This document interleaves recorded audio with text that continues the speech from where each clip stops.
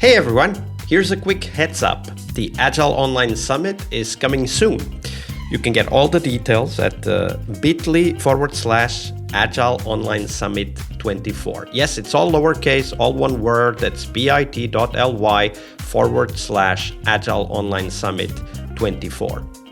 Stick with us till the end of the episode to know the dates, the tracks, and some surprises we have ready for you. But for now, let's dive into today's episode. Hello, everybody. Welcome to our Success Thursday here on the podcast. And this week we have with us Jelena Vucinic. Hey, Jelena, welcome back. Hi, Vasco. Happy to be back. So, Jelena, on Thursdays, we talk about success for us as Scrum Masters, but we also talk about one of the most important practices that we bring with us in order to get to that success. Of course, I'm talking about the Agile retrospective. So share with us, Jelena, what's your favorite Agile retrospective format and why? That's a tough one. And the reason for that is that I really like to have more personalized approach when it comes to retros. So basically, more or less with me, there are no defaults. I like to go understand the context. So talk with key players if I'm not part of the setup, or if I'm part of the setup, of course, I take some of my observations in. Nevertheless, I would still like to mention a few things about retros that I always kind of emphasize and maybe are more my personal focus points. And first one is to encourage connection and empathy in those sessions. And for that, for me, the most important part is usually check-in exercises. And there, I want to highlight the people aspect, and therefore, I will mention few of them, like 2 truths and a lie, things that we have in common. There is also one wedding shoe game that I recently also changed for the retrospective session as well, where we basically try to answer the question, for example, who drinks most coffee in the team? And then everyone points to the person, or we kind of use the stickies to highlight those person. And it's not about the right answers. It's about putting ourselves in other person's shoes and understanding how they are dealing with everyday life. So those are some of the check-ins that I sometimes repeat. I want to still mention one maybe format of could be retro, workshop retro, uncover the sticky fish. It's basically the format that is more for conflict resolution. So when we want to acknowledge that we do have a problem, and basically we ask the question, okay, what's the elephant in the room? What's the something we are not talking about, but we all feel?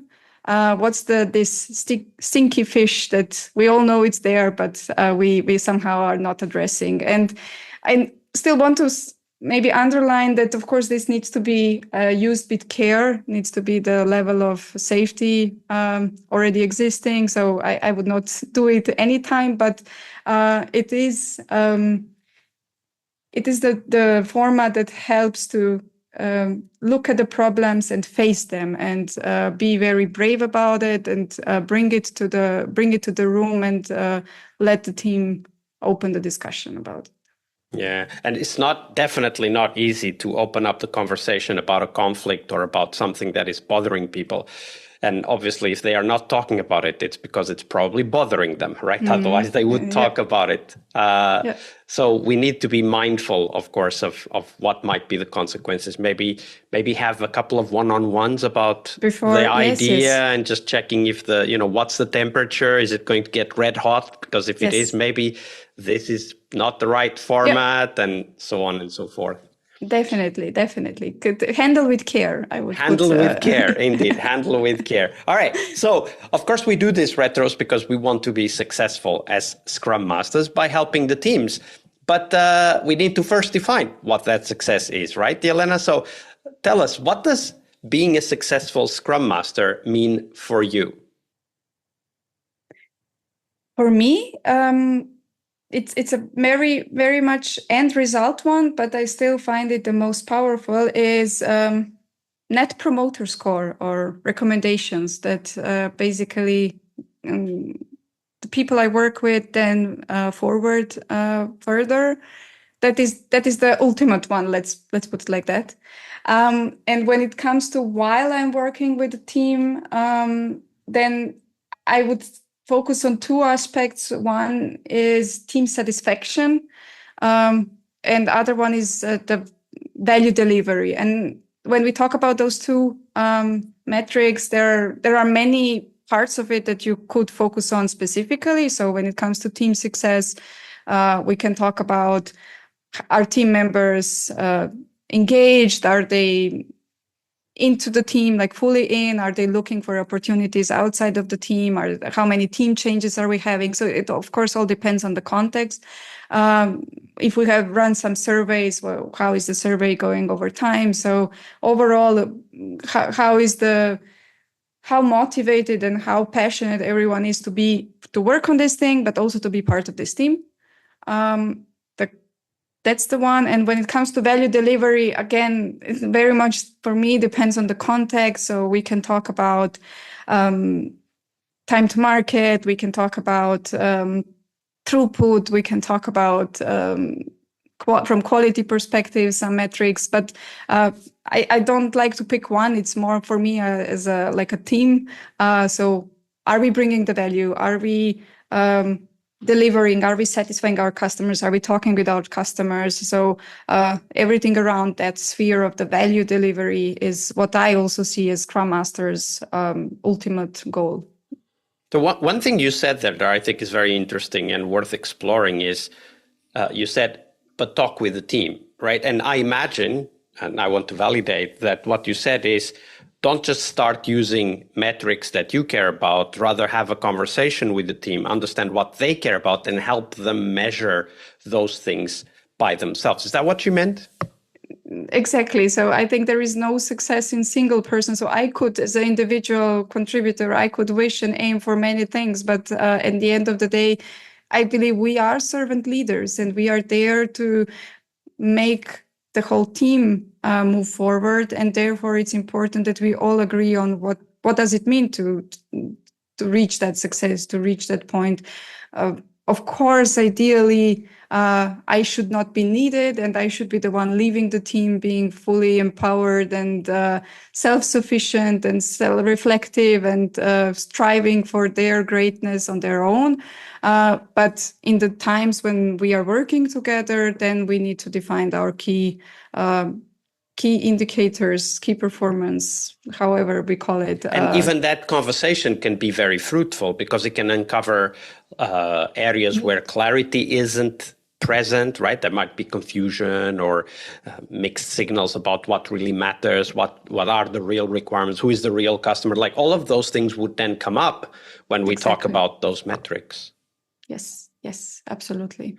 So I think that from my perspective, it is very important to recognize that even deciding what to measure is a great example of the Scrum Master helping the team, right? Like even that process of deciding, because being successful in this specific process of deciding what to measure is also about helping the team to be mindful of what success means for them. Yes. And so when you were talking, I was thinking that maybe the right amount, the right metric for Scrum Master should be amount of conversations you're having, like in a sense of how many things we are opening up that were not open, how many, maybe not always answers, but how many questions and exchange is going on. So I don't think that's very easy to quantify, but if that would be, then I would say that's the one, that we are talking more and we are more honest and more aligned with each other. Yeah, absolutely. I think that somebody used a similar metric, like in a retrospective, for example, to have the number of aha moments, right? That happened during the retrospective. And I think this is a similar idea that you were pointing to, right? If we get a lot of questions, that's great. right? Because the question is either asked now or much later when it's too late to do anything about it, right? So bringing questions up in the process is very important in order to uncover risks, address them, and so on. That's true. Now I could also imagine a retro where I would be counting how many contribution from every single team member is there in the sense of achieving diversity, that everyone speaks up, like safety. I mean, we still need to acknowledge that we are different, and just because I'm not speaking up doesn't mean that I'm not belonging to the team. Nevertheless, I would like to see the exchange going on, and one of the indicators could be those like questions being asked or people talking in the room, bringing the points, bringing the questions. Absolutely. Thank you for sharing that, Jelena. Thank you. It was very insightful as well. Hi there, Agile friends. Thank you for sticking around. So, as I was saying at the beginning of the show, on October 22nd this year, we will have the first day of the Agile Online Summit 2024. The summit will take place from October 22nd to 24th, so make sure you book your calendars as there will be loads of sessions for you to attend, including live QAs with the speakers, networking sessions, and more. This year, we're also organizing regular networking events online so that you get to talk and meet your peers before the summit even starts. So if you want to know more, check them out at bit.ly/Agile Online Summit 24. That's all one word, all lowercase. That's bit.ly/Agile Online Summit 24. You can sign up for a free ticket and get notified when those warm-up events will be organized, so stay tuned. Now, regarding the summit, our opening keynote will be Marshall Goldsmith's exposition of a project he's been working on for a while. That's marshallgoldsmith.ai. And Marshall is an author and also a leadership coach who sold over 3 million books worldwide and has been considered twice #1 leadership thinker in the world by Thinker 50. And you definitely don't want to miss that. If you want to know more about the tracks, here they are. We will have 4 tracks. The first track is Shift from Product to People.